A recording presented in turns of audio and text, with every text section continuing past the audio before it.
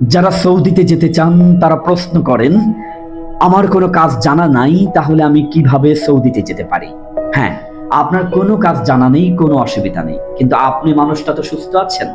21 বছর থেকে 58 বছর বয়স তো হচ্ছে আপনার। তাহলে আপনি নিশ্চিন্ত মনে যে কোনো কাজে আপনার পছন্দের ভিসায় যেতে পারেন। কাজগুলো থেকে একটা পছন্দ করে নেন।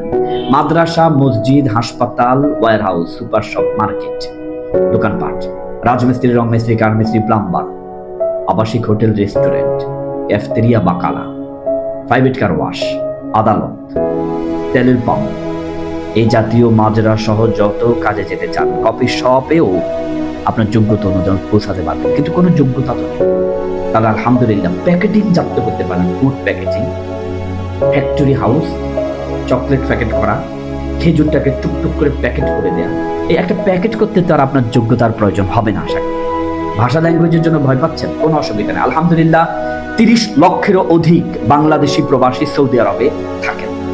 অতএব যারা স্বপ্ন দেখছেন, কাজ পারেন না, কোনো সমস্যা নেই। হ্যাঁ, যিনি কাজ পারেন তার তো সোনায় সোহাগ, আর যিনি পারেন না কোনো সমস্যা নেই। এটাকে বলা হয় ম্যান পাওয়ার। আপনার ভিতরে যে পাওয়ার আছে, মানব পাওয়ার আছে, এটুকুকে কাজে লাগান।